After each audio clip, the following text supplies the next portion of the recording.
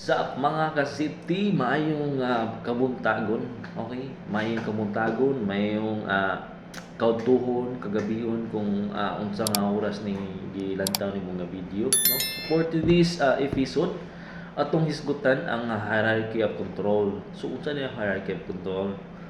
Okay, so it composed of five elements, no?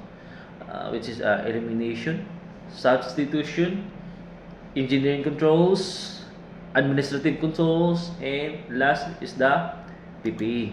So before ta mo proceed, no, before nato i-tackle ang atong topic karon, so ako lang i-shout out ni atong mga subscriber, no. Okay, so thank you sa support mga lods. Okay, ni Edsel Jacosalem, no. Then sa mga annually subscriber nato dyan, paki-share na lang sa atong video and pa-like na sa atin na manukto ko sa inyong kasing-kasing na pa-support sa atong YouTube channel Kasipting Bisaya. Ayan, okay? So okay, now, so proceed ta sa atong topic. So hierarchy of control, no? So unsa man kay importante ang hierarchy of control, no? So hierarchy of control is a way to determining which actions will be control exposure, no? So with this five level of action, no? So ma-reduce o ma-remove nato ang hazard tungod ani hierarchy of control. Okay, so manguna ta sa elimination, no? So from the word itself, eliminate. Okay, what is elimination? Yan. So elimination, no?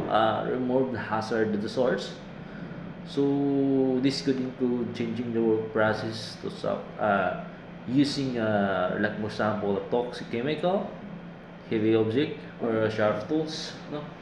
So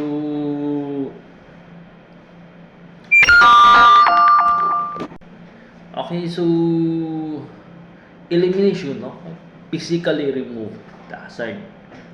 Okay, so tanggalan yun mo ang hazard or imo yung i-remove ang hazard para di siya mag-cause og risk sa personal or workers diha sa imong workplace.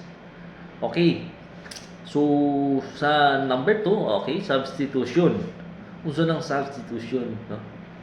Okay, so from the words of substitute, unsa imong pagsabot sa substitute? Okay.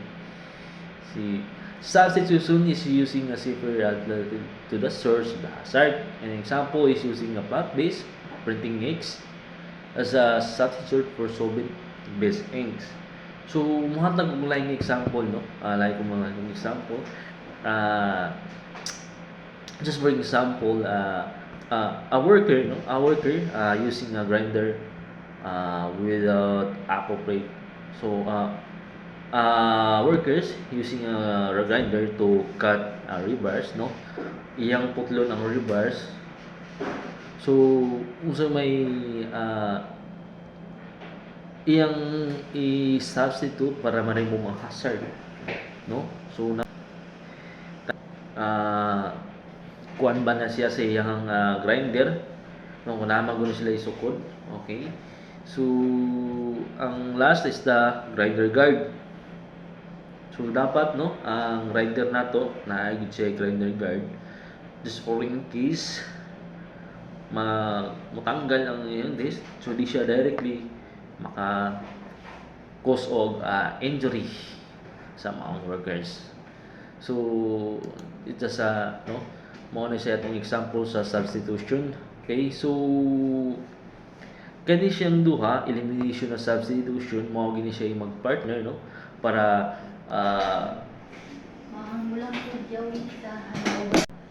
okay, so elimination, substitution, no, mao ni siya ang duha ang pinaka simplest, ang pinaka cheapest action, no, para remove or ma-replace nato ang hazard, ang potential hazard. Okay, so let's move forward, okay? So sa number 3, engineering controls, okay? So engineering controls, no, reduce or prevent hazard from coming into contact with workers. Okay, so what is the unsa ba may mga laing example sa or unsa man atong may example, no, sa engineering control. So let's say among workers, no, nag-demolish sa diri nga area. Okay, so unsa may atong i-deploy unsa man atong ikuan para ang maong workers, no, dili siya maka-cause og hazard sa iyang mga kauban.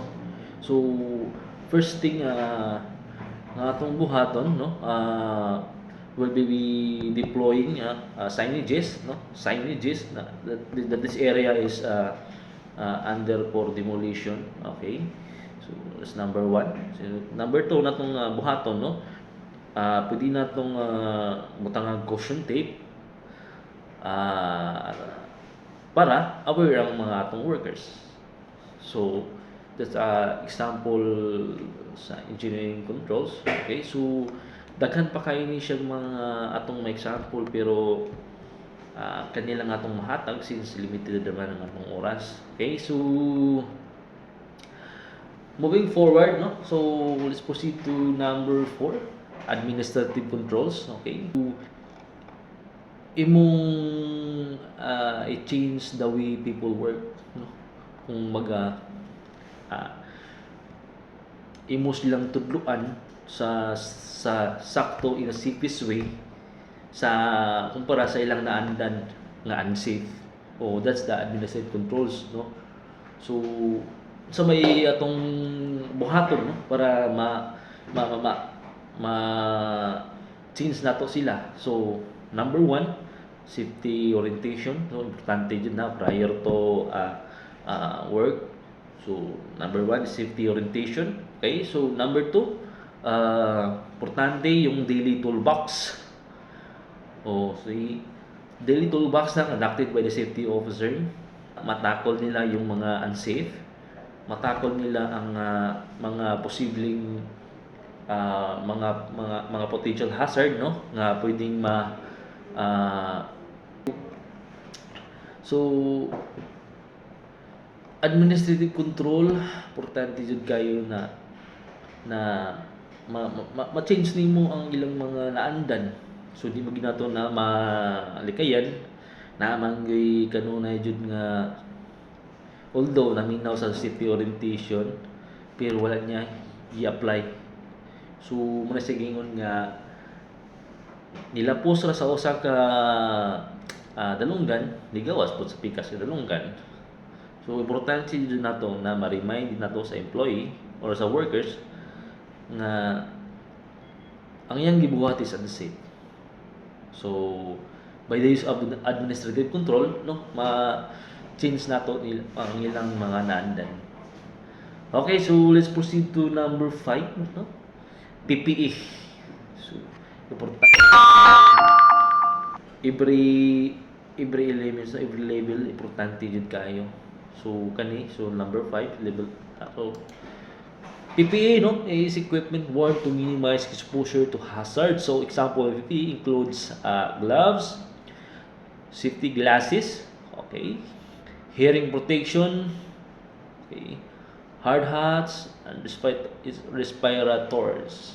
Okay, with employees use PPE, employers should implement a PPE program. Okay, while elements of the PPE program depend on the work process and then identify PPE the program should address. Okay, so kanang mga PPE, no, this is mandatory by the DOLE, no, na yung employers